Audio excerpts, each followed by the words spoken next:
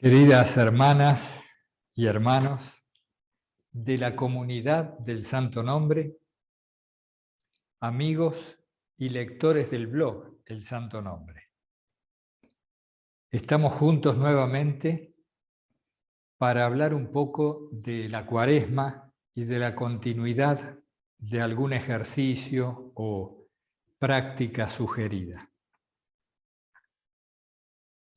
Ahí hemos hecho un breve audio con el segundo punto del texto del Padre Cantalamessa, referido a la Cuaresma, que tiene que ver con la actitud de volverse como niños, que Jesús recomienda como adecuada, como correcta, para entrar en lo que se llama el reino de los cielos.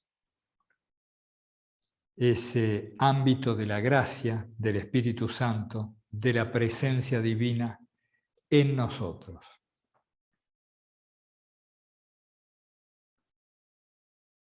Este tema de volverse como niños, como pueden ver en el texto, tiene mucho que ver con dejar a un lado el ego, las competencias, las rivalidades, esa periferia de nosotros mismos a la cual llamamos el ego y que tantas veces nos engaña haciéndonos creer que somos nosotros mismos. Pero el ego es apenas una tenue capa de barniz o de pintura sobre el verdadero ser que somos, que es todo espíritu. El espíritu es nuestra esencia, es lo que permite la actividad del cuerpo y de la mente, y la que en todo caso utiliza al ego como herramienta para moverse en el mundo. Tiene utilidad.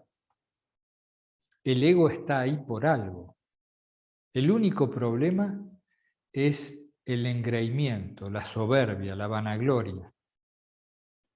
El creernos especiales, importantes y sobre todo separados de los demás, como si no tuviéramos mucho que ver con los otros,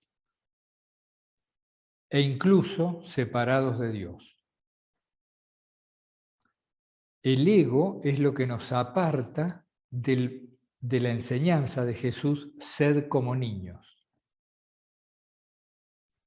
En Mateo 18, del 1 al 4. Ahí está el texto, ahí está el audio, es un tema que se ha tocado bastante en la espiritualidad. Ustedes seguramente pueden encontrar prédicas, homilías, vídeos sobre este tema del volverse como niños. También quien más, quien menos, habrá puesto en práctica alguna sugerencia, alguna ascética de ayuno físico, material, y ayuno mental, en cuanto a prevenir el ingreso de contenidos indiscriminadamente a la mente, que es otra de las formas de la glotonería con la cual tenemos que trabajar, esa curiosidad insaciable. Entonces, queremos aportar un punto de vista que puede servirnos para la Cuaresma y también para otras cuestiones. Se trata del tema de la generación de ámbitos. La generación o la creación de ámbitos, es decir, ambientes adecuados. La Cuaresma, por ejemplo, es un ámbito encuadrado en lo litúrgico, es un lugar al cual podemos entrar espiritualmente, un tiempo, un tempo, un ritmo, un propósito. La Cuaresma es un ámbito. Uno encuentra la temática del ayuno, de la limosna, de la oración. Del mismo modo que si entráramos a una habitación y encontráramos la mesa, las sillas, la cocina, la puerta de la cocina. Es decir, un ámbito dispuesto con los elementos necesarios. Hay todo tipo de ámbitos, todo tipo de ambientes.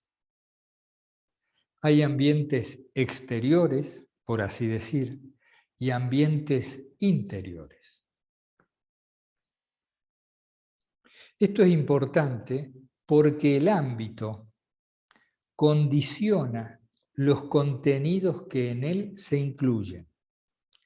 Como dijimos hace ya año y algo, en los primeros vídeos de fenomenología. Porque el ámbito es una forma, es una morfología. El ámbito permite que ingresen en él ciertos contenidos y no permite el ingreso de otros que no son aptos para su forma propia. Por ejemplo,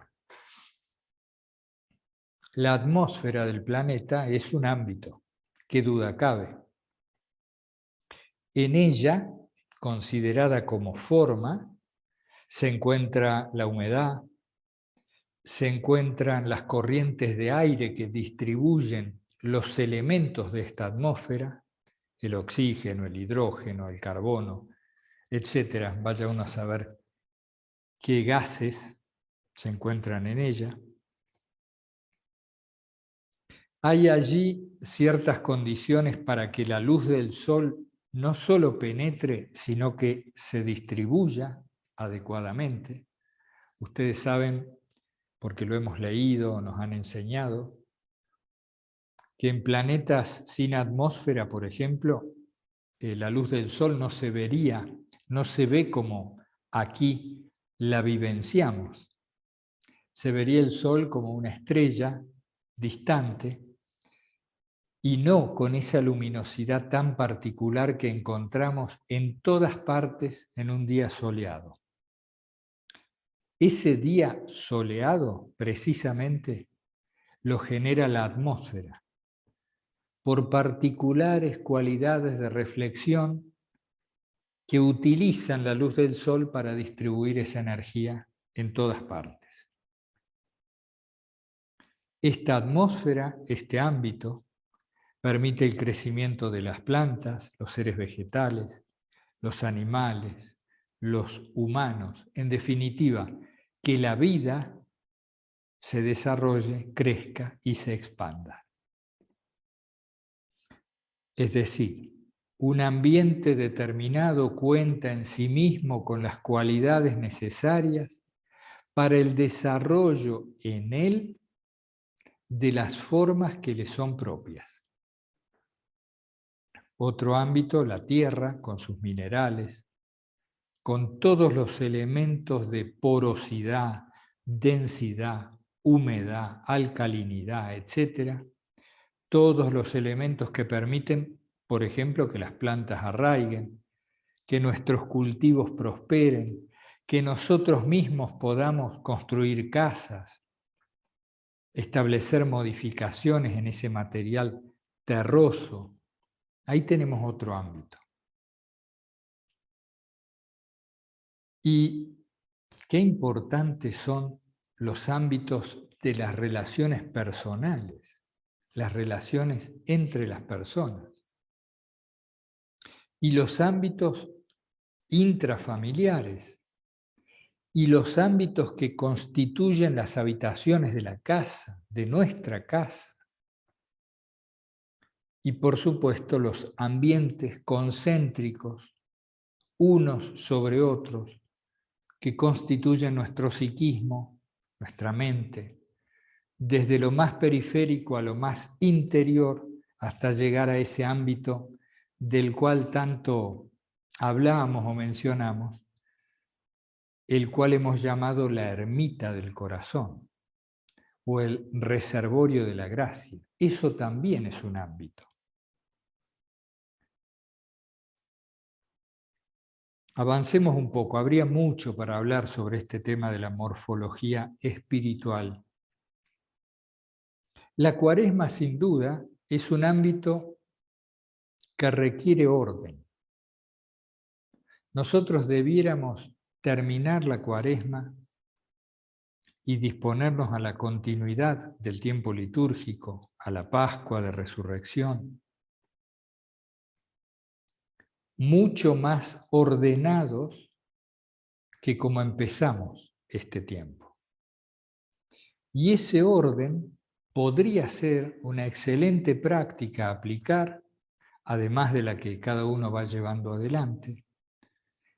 Ese orden puede hacerse de manera tranquila, sistemática, profunda y paciente.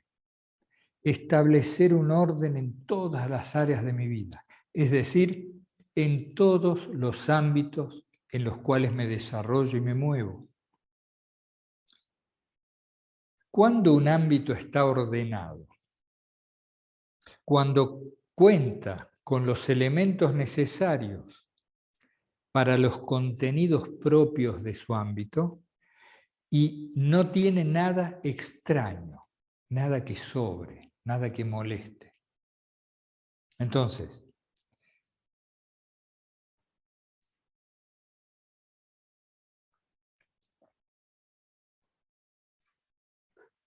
me he olvidado el pañuelo, como es habitual.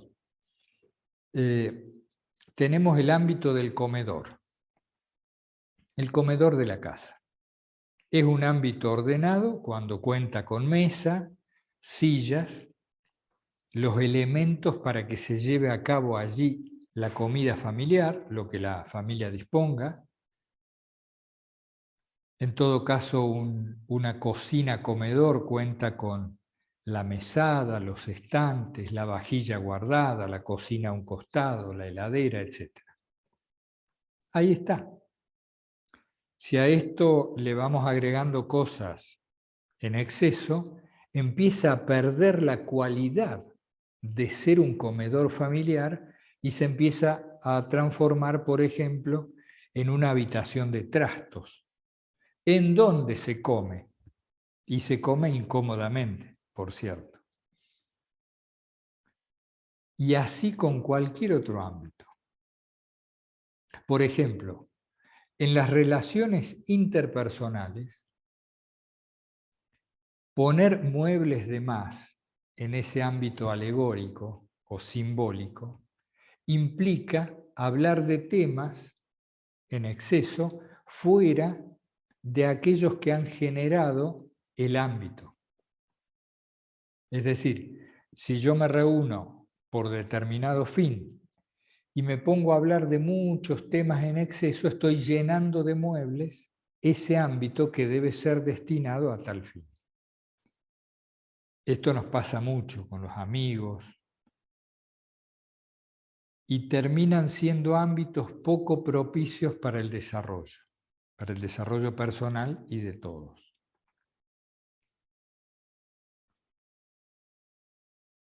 Entonces, en lo que hace a la generación o construcción de ámbitos adecuados para el crecimiento espiritual, tenemos algunos pocos elementos que sirven como criterio.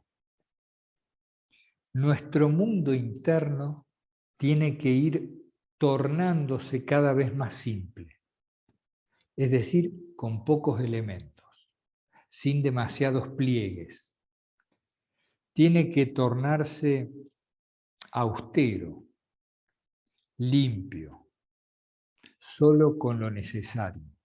Y sobre todo, conservar en sí una armonía, una relación entre los componentes que sea precisa para el fin al que ha sido destinado. Esto, por ejemplo, ¿qué quiero decir con esto? Que no puedes tener muchos libros para leer en un momento determinado. Has de concentrarte en uno.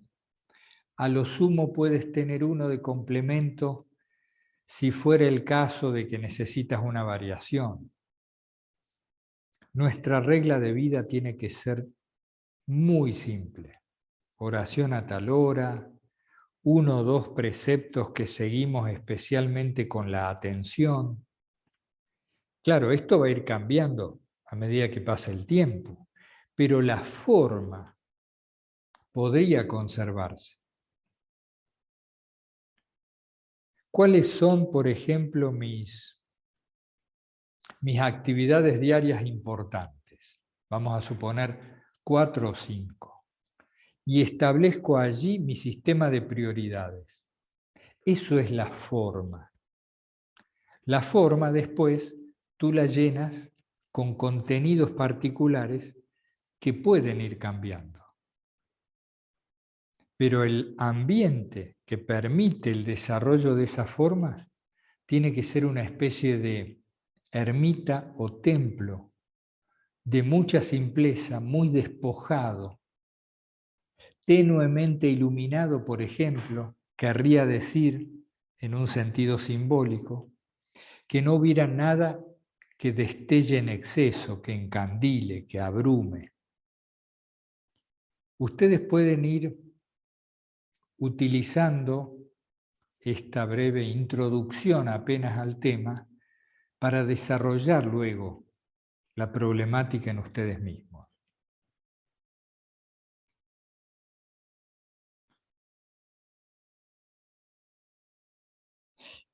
Hablamos, creo que en los 30 días de ejercicios espirituales que hicimos en torno a Filocalía, hablamos de la necesidad de atender a la vida por ámbitos, de dividirla por franjas o por áreas y trabajar en cada uno de ellos. ¿Se acuerdan? Fue uno de los ejercicios que más gustó o que mejor les resultó a la mayoría de ustedes. Volvamos un poco sobre eso. Nunca viene mal después de un tiempo. Hay ámbitos que se nos empiezan a desquiciar, aunque puede ser una palabra fuerte, se nos empiezan a desordenar porque la atención que depositamos en ellos empieza a ser automática o anárquica, mecánica, y no una atención vigilante. Esto no tiene nada que ver con un afán de control y mucho menos con un afán escrupuloso de control de los diferentes ámbitos de mi vida, sino simplemente con una revisión periódica que debo hacer de mi trabajo, de mi relación con los hijos, de la relación matrimonial o de lo que fuere, en la universidad, en la comunidad a la que pertenezco, en la parroquia, hasta en el ámbito deportivo con el que me reúno con algunos amigos. Puede ser que el propósito inicial que ese ámbito tenía se fuera desviando poco a poco y ahora me aporta, en vez de aportarme energía, gasto energía cuando permanezco dentro de ese ambiente. No se trata necesariamente de apartarse de ese lugar, sino de ponerle atención para reorientarlo adecuadamente. Y sí quitar todo lo que sobre.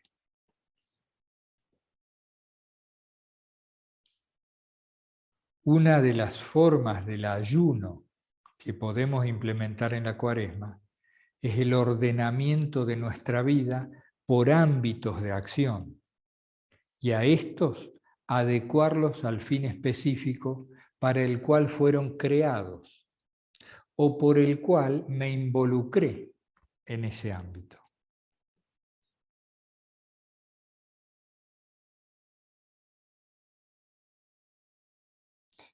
Tomemos por caso el oratorio. ¿Es un ámbito adecuado a la oración? Sí, en este caso sí. ¿Por qué? Tiene mucho silencio, no llegan a él ruidos con demasiada frecuencia. Uno entra y se encuentra con imágenes adecuadas que permiten evocar los sentimientos necesarios para la oración. Está el crucificado, hay imágenes de la Virgen María, de San José, por ejemplo, en este oratorio. Está el altar, el leccionario. Hay donde sentarse si fuera el caso. Entra luz natural, pero no demasiada. Si es de noche, hay luces adecuadas que iluminan lo que debe ser iluminado, etcétera, etcétera. ¿Ven? Ahí tenemos un ámbito que consta de los elementos necesarios a su propio fin y no hay nada que le sobre. Eso tenemos que hacer en todo, buscar eso en todo. En los ámbitos físicos, materiales, y también en los ámbitos mentales, y por supuesto en el gran ámbito del espíritu.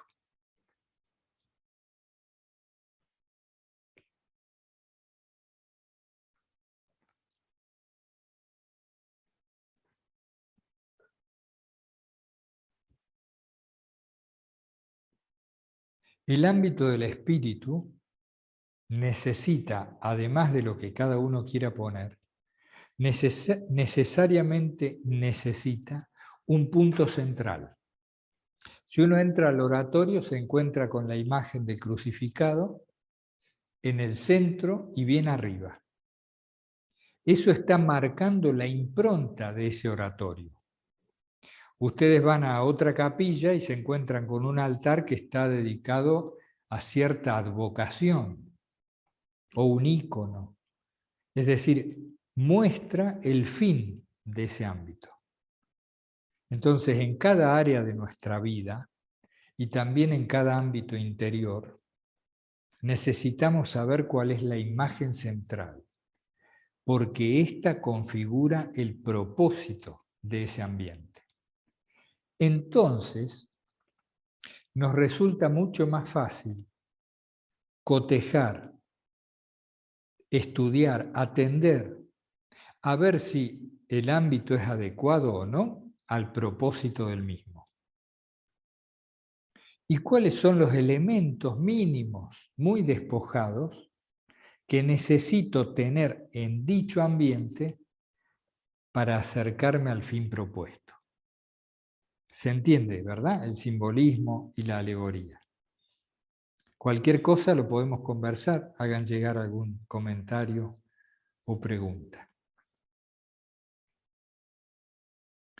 La oración de Jesús, como práctica ascética personal que busca ser incesante y de por vida, la oración de Jesús como camino espiritual hacia la esiquía, hacia la paz del corazón, configura en sí misma todo un ámbito protectivo o un ecosistema espiritual, por decir así, que nos permite una vida adecuada.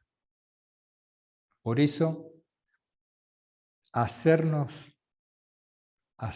cultores, cultivar la oración de Jesús en todo momento, podría ser equivalente a mantenernos siempre dentro de un mismo ámbito. Yo creo que corresponde a la ermita interior, que a veces pulsa, late con fuerza, irradiando su gracia a todos los demás ambientes de la vida, y a veces pulsa con menos fuerza, se opaca un poco, pero siempre conserva un mínimo fulgor que mantiene caliente el espíritu, evita que nos adormilemos del todo. Y al haber ascuas, al haber brasas, ustedes, nosotros, podemos avivar el fuego en cualquier momento. Esto aquí en el campo lo hemos comprobado más frecuentemente. Mientras quede alguna brasa, enseguida arrimamos leña seca y ya el fuego resurge. Esta brasa, este fuego aún apenas encendido, equivale, por ejemplo, a un mínimo de oración cada día. Tenemos que establecer nuestros mínimos, de los cuales no nos permitimos descender. Es como una ascética personal. Las oraciones comunitarias en el Santo Nombre pueden servir como anclaje, alguna de ellas, en un horario que les sirva por lo laboral, por lo familiar, etc. Alguna oración comunitaria al día puede servir como anclaje. Porque, por ejemplo, si se ha ausentado la devoción en mí y no tengo ningún ámbito exterior, no tengo ningún grupo parroquial que me espere, ni ámbito de estudio y oración en no sé qué instituto, ni tengo tampoco las oraciones virtuales en el Santo Nombre o donde fuera, esta falta de devoción, al estar yo solo y sin que nadie me vea, por así decir, me puede sumergir en una etapa de desánimo que predisponga a caídas de las cuales luego es difícil salir. Es decir, a veces se puede caer en abismos que lleva tiempo escalar. En cambio, un ámbito, ya que estamos con el tema de los ámbitos, un ámbito de oración en común con otros, me permite, cuando hay devoción, ser partícipe ferviente, aportar a los demás, participar activamente a lo mejor, o con mi sola presencia contribuir como testimonio para otros. Y cuando me falta devoción, aunque sea, me sirve de anclaje para estar presente en estas otras amistades que se van construyendo poco a poco. En ese sentido, aprovecho la asociación que se ha producido. En ese sentido sería muy bueno que alguien a quien le gusten los mapas y estas cosas fuera averiguando la ciudad de pertenencia de cada miembro de la comunidad del Santo Nombre, de los que participan de oraciones o de cursos, así informalmente, porque esto podría llegar a permitir después la generación de vínculos personales. Charlábamos hace unas horas con algunos, nada impide que los que viven en Barcelona, los que viven en Valencia, creo que Málaga queda cerca, no tengo el mapa de España en mi mente, o hasta los de Madrid y otros lugares, de vez en cuando se pudieran juntar a hacer un retiro de un día, de 2 días, que seguramente alguno de ustedes podrá coordinar con un eje temático mínimo que podemos aportar o que entre todos podemos generar, porque lo importante, y a esto iba con este tema de los ámbitos, lo importante de un ámbito son los vínculos que se generan, que constituyen ellos por sí mismos una nueva forma que permite el desarrollo. Es decir, los vínculos humanos generados a través de la oración o a través de lo espiritual son un muy fuerte y propicio ámbito para la elevación de todos, para que las almas crezcan. Por eso no es importante quién da el retiro o específicamente de qué tema será, sino y sobre todo este ambiente vincular que se va entretejiendo como por debajo y que posibilita un anclaje mutuo en la fraternidad. ¿En qué fraternidad? La fraternidad humana, que todos constituimos. Este tejido subterráneo, poco visible, que los seres humanos tenemos muy por debajo entre todos. Hay una especie de hongos, sí, creo que son hongos, no me acuerdo el nombre ni nada, pero vi una vez un documental que decía que estos hongos, esta especie en particular, estaba vinculada a través de cientos de kilómetros. Entonces uno veía un ejemplar de este vegetal en una ciudad, otro lo veía en otra, y sin embargo eran la misma planta. Qué cosa más extraordinaria. Investíguenlo, seguro que aparece en Google. Y los seres humanos somos mucho más, estamos mucho más unidos que esta especie vegetal. No hay un solo ser humano separado del otro. Sí, en la apariencia sí. Nos separan las ideologías, la raza, la religión, las costumbres, las edades, el nivel socioeconómico y lo que querramos poner allí para afirmar un ámbito de la diferencia. Sin embargo, apenas profundizamos un poco, somos todos hijos de Dios, hijos del mismo Padre, vivimos en un mismo planeta, expuestos a un mismo ambiente natural, expuestos a las mismas catástrofes y peligros, como en estos días lamentablemente empezamos a tener en la copresencia atencional. Somos todos hijos del mismo Padre, vivimos en la misma casa común y padecemos similares automatismos de continuo toda nuestra vida. Curiosamente, también la posibilidad de liberación de estos condicionamientos y el despertar espiritual o de los sentidos espirituales también es una posibilidad para todos, independientemente de la forma que asuma nuestra particular religiosidad o sentimiento devocional en distintos momentos de la vida. Creo que era Ernest Hemingway, en alguno de sus libros famosos, que ahora no recuerdo, que tenía una frase que ha trascendido, una novela en donde se menciona una frase que trascendió por su poética y por lo que implicaba en el marco de esa novela.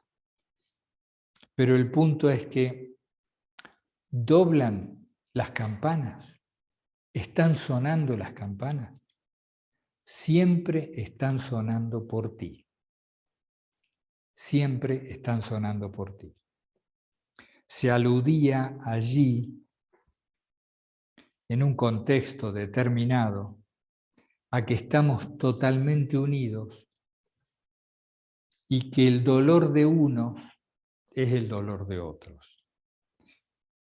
Quiero decir, a ver si me puedo aclarar,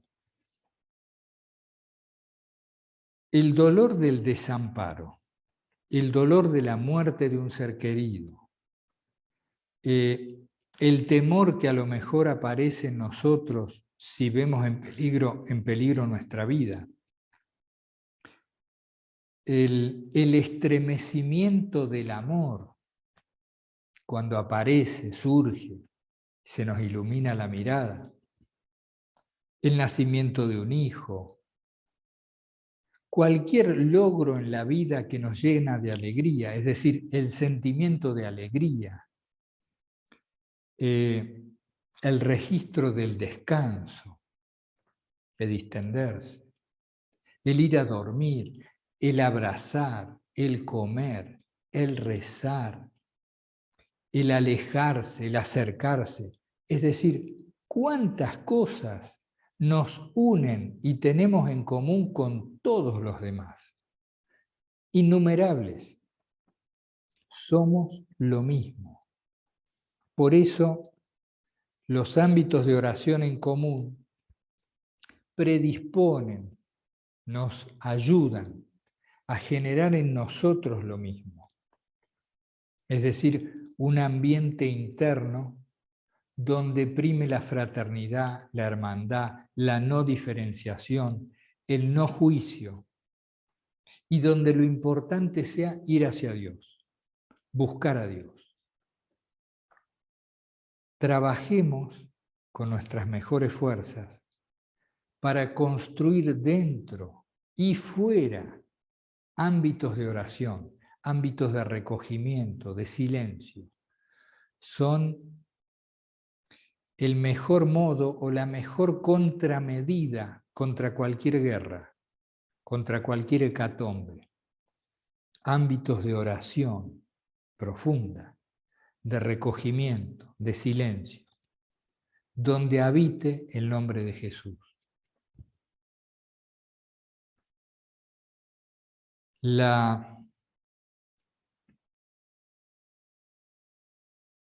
Cuaresma puede ser un tiempo muy propicio para este orden, para esta simpleza y despojamiento, para este ayuno en todos los sentidos posibles que podemos ir realizando. La comunidad del Santo Nombre, este ámbito que se está formando por sí mismo, solamente porque está regado por la oración de Jesús, es una oportunidad muy buena porque por su misma naturaleza no pone limitaciones a la participación. De nuestra comunidad puede participar quien a su vez participa de cualquier otra asociación de oración, congregación, laica, religiosa, consagrados. Tenemos gente que no es del catolicismo y sin embargo participa de las oraciones o del blog. Es un ambiente de participación que tratamos sea horizontal, tomando como ejemplo el libro de los Hechos de los Apóstoles, ojalá podamos tomar eso como ejemplo, y donde cada quien da lo que puede, participa activamente o muy pasivamente o más ocultamente, digamos lo mejor, según el momento que atraviesa, según su personal impronta y según los deseos que viva, que tenga. Es muy bueno trabajar en equipos y construir ámbitos propicios para el desarrollo personal y espiritual de las gentes. Son tiempos difíciles que atravesamos como especie humana y creo que lo que podemos hacer todos es precisamente esto, generar ámbitos. Si nosotros, por ejemplo, sabemos que un hijo tiene problemas, que le fue mal en la facultad y está viniendo de camino medio crispado y amargado, recordando a mi madre quizá, diría, uno se pone a preparar un ámbito adecuado. Entonces lo recibe quizá con la comida lista, con su bebida preferida, o le dispone el baño para la ducha, y hasta puede poner una música de ambiente que favorezca la distensión, y se lo recibe con alegría, con buen humor, quitándole importancia a lo mejor al fracaso en el examen. Todo eso es disponer antes un ambiente adecuado para lo que el otro necesita, que en este caso del ejemplo es aflojarse, distenderse, no mortificarse e integrar en sí el golpe sufrido. Por eso, si nosotros nos disponemos con ayuda de la gracia a construir la ermita interior, eso se va a exteriorizar en ambientes de oración en todas partes. Tenemos que animarnos a construir ambientes de oración, presencial y virtual, sin temor. Por ejemplo, uno puede generar su propio canal de YouTube con sus propias lecturas. En el futuro, ojalá hubiera un montón de horarios de oración que los hermanos generen en sus propios canales. O como decíamos, reuniones por ciudades, simplemente por el gusto de conocerse y juntarse para orar en común un rato. Bueno, ahí más o menos hemos tocado el tema de los ámbitos, a la Cuaresma como gran ámbito, y queríamos contribuir un poco a la toma de conciencia de que toda nuestra vida se está desarrollando en ámbitos. Si ponemos atención a estos ambientes, a las características que tienen, a los elementos que los forman, y sobre todo a aquellos ámbitos en donde nosotros podemos influir decididamente, la cosa va a mejorar. Ámbitos simples, despojados, ordenados, que tengan siempre una imagen clara, un norte, un propósito bien central, ahí, en el centro del oratorio. Bueno, esta vigilia, como nos contaba María Jesús en el videíto de presentación, que es muy breve, si no lo han visto, ahí está en el canal y en el blog. Esta vigilia de oración de 24 horas del domingo próximo, 13 de marzo, pretende ser un ámbito propicio a eso mismo que pretendemos en nuestra vida. ¿Qué es lo que pretendemos en nuestra vida? Por lo general, los que nos acercamos a estos temas. La oración incesante del corazón. Vivir en ininterrumpida oración, como nos enseña Filocalía. No de un modo forzado, mental, abrumador, o como un calvario que hay que llevar. No, si nos imaginamos eso, estamos hablando de un tipo de oración mental que no es la que enseña Filocalía. Profundizaremos a lo mejor en esto, ahí viene gente seguramente por los perros. La vigilia pretende ser entonces, esta vigilia de 24 horas, una manifestación de ese afán de oración incesante que todos llevamos en el corazón. Si pueden participar 5 minutos, 10 minutos, media hora o lo que fuera, todos son bienvenidos, cualquier persona que se entere. Simplemente uno puede permanecer allí en silencio o rezando, por supuesto, con la cámara encendida o apagada, compartiendo ese momento de oración que la persona ya designada para cada turno va a llevar adelante.